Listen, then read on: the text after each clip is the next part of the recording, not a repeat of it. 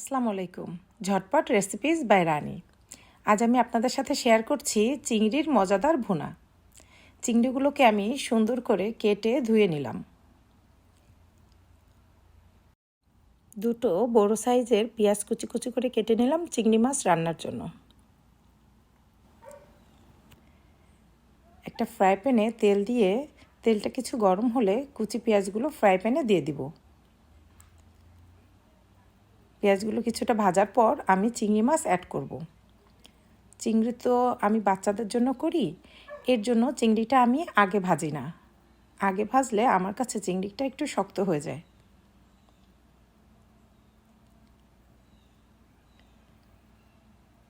আস্তে আস্তে চিংড়ি মাছগুলো ভাজা পেঁয়াজের মধ্যে দিয়ে সুন্দর করে যতটা সম্ভব ভেজে নেওয়ার চেষ্টা করব।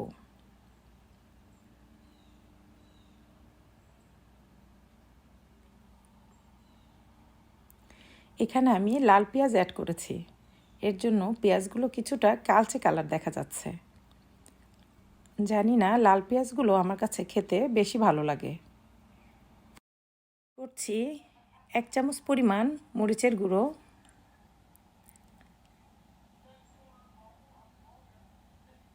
1 চামচ পরিমাণ হলুদের গুঁড়ো, 2 চামচের মতো জিরার গুঁড়ো,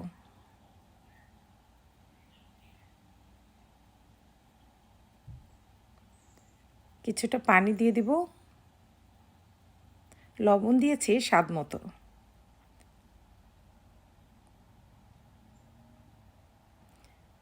মাছগুলোর সাথে মশলাগুলো সুন্দর করে কষিয়ে নেব।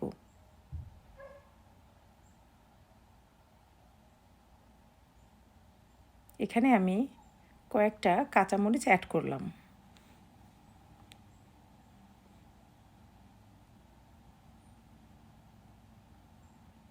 চুলার হিটটা আমি মিডিয়ামে রেখেছি।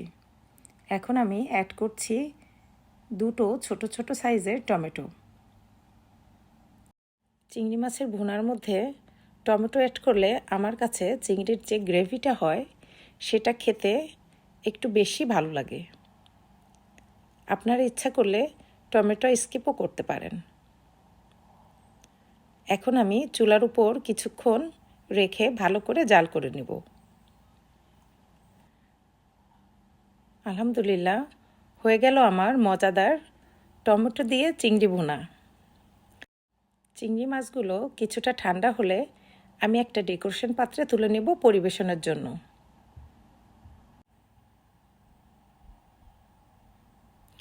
আশা করি আমার এই রেসিপিটা আপনাদের ভালো লাগবে।